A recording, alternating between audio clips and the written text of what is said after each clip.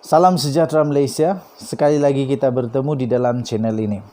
Sekali lagi saya ingin kongsi satu lagi artikel yang sangat hebat, sangat meruntun jiwa. Tuan-tuan dan puan-puan, denyut nadi suara rakyat bergema di channel ini. Shahbudin.com.net bertajuk Junjung Perlembagaan, Daulatkan Undang-Undang untuk atasi kemelut negara, kata Tengku Azlan, 18 Mac 2022. Di ketika negara berdepan pelbagai polemik dan kekalutan sejak kebelakangan ini, semua lapisan rakyat tanpa mengira status kedudukan disarankan agar sentiasa menjunjung perlembagaan serta mendaulatkan undang-undang negara. Tengku Azlan Sultan Abu Bakar berkata, hanya dengan berpegang teguh kepada dua perkara tersebut sajalah yang dapat memastikan keamanan dan kestabilan negara sentiasa terpelihara.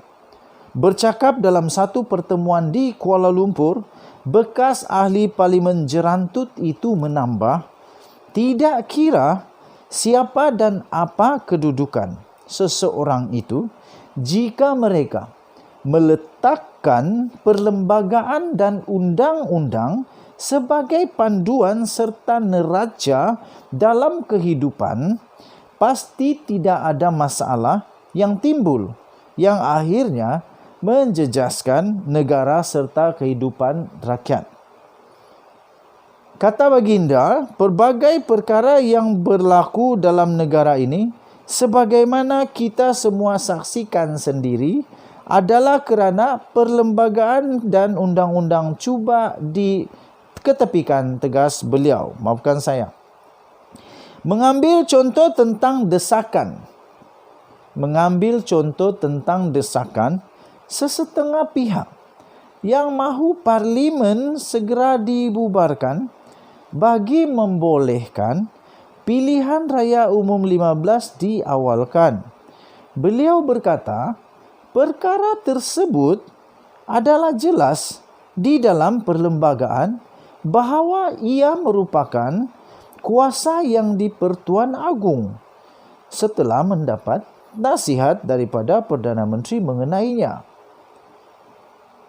Kata Tengku Azlan Sultan Abu Bakar, katanya lagi, kalau mereka faham dan menjunjung perlembagaan, tidak timbul sama sekali perlunya melakukan desakan atau tekanan. Tambahnya lagi, Perdana Menteri dalam bidang kuasanya memberi nasihat kepada Seri Paduka Baginda yang di-Pertuan Agong. Tidak disebut sama sekali bahawa beliau perlu mendapat nasihat dahulu daripada parti yang diwakilinya terlebih dahulu. Tegasnya, Tengku Azlan seterusnya berkata, kenapa semua pihak tidak boleh menyerahkan soal pembubaran parlimen itu kepada Seri Paduka Baginda yang di-Pertuan Agong, dan Perdana Menteri seorang sahaja yang menasihati Baginda. Sedangkan selama ini, itulah yang berlaku sejak zaman Perdana Menteri yang pertama lagi. Apa di sebaliknya yang mereka mahukan dengan berterusan melakukan desakan tersebut? Soal Tengku Azlan. Kerana soalan ini, saya pun nak soal kamu dan komenlah jawapan kamu. Kenapa agak-agaknya mereka ini nak sangat pilihan raya umum cepat? Sebagai contoh, Datuk Seri Najib Tun Razak, Zahid Hamidi, baru-baru ini Tok Mat Hassan, dan ramai lagi pemimpin-pemimpin di dalam UMNO yang mahu supaya Ismail Sabri Yaakob membubarkan parlimen. Sekali lagi diulang, menurut tulisan Tengku Azlan Sultan Abu Bakar ini, kata beliau, sama sekali tidak ditulis Perdana Menteri perlu mendapat nasihat daripada parti atau pandangan daripada parti. Tidak sama sekali. Dan perlembagaan juga menulis satu-satunya kuasa yang memiliki kuasa untuk membubarkan parlimen adalah Seri Paduka Baginda yang di Pertuan Agong. Kerana itu tuan-tuan dan puan-puan, saya nak tanya saja. Kenapa mereka nak sangat pilihan raya umum segera?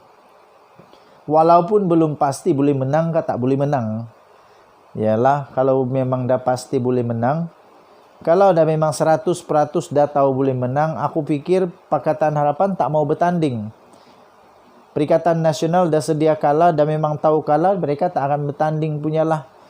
Biar saja. Kenapa nak bertanding kalau kalah? Buang duit tu. Tuan-tuan dan puan-puan, Tengku Azlan bertanya yang patut dijawab oleh mereka-mereka itu. Apa di sebaliknya yang mereka mahukan dengan berterusan melakukan desakan tersebut?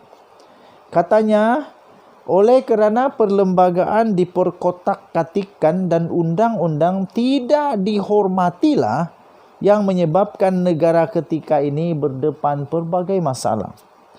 Tidak kira siapapun kita, kalau dua perkara itu tidak menjadi pegangan, masalah akan sentiasa timbul dan berlarutan.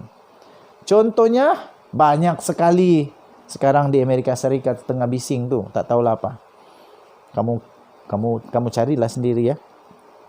Untuk itu, beliau mengajak semua lapisan rakyat bersama-sama menjadikannya pegangan dalam menjalani kehidupan di negara ini.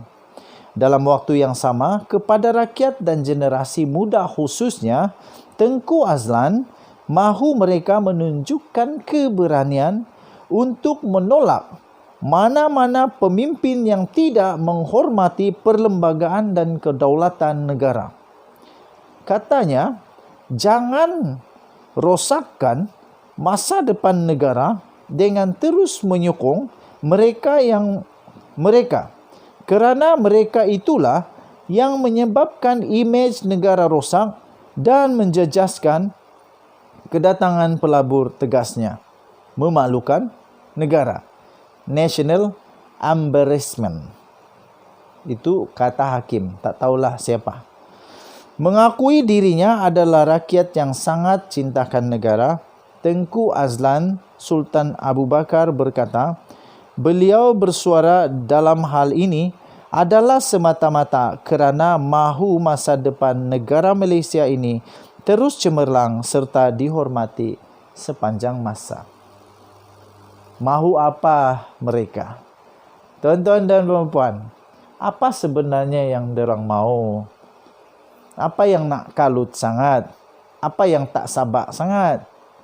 Ada udang di sebalik mi? Ada yang nak diligan-ligan, nak cepat-cepat, nak rushing, kalau tak nanti bercuti free, tak tahu. Aku pun tak pasti. Kita nantikanlah bersama-sama. Saya fikir Datuk Seri Ismail Sabri Yaakob akan membuat pertimbangan sebaiknya menurut lunas undang-undang bidang kuasa yang ada padanya. Malaysia kita punya, cintai Malaysiaku, kita jaga kita. Jangan lupa tekan butang subscribe, like dan share. Kita jumpa lagi. Denyut nadi suara rakyat bergema di channel ini. Aku dah penat, aku nak rehat jap. Nak minum kopi dengan isteri aku. Isteri aku pandai buat kopi, sedap. Terima kasih my wife. Happy birthday sekali lagi kepada isteri saya. Kita jumpa lagi. Bye-bye.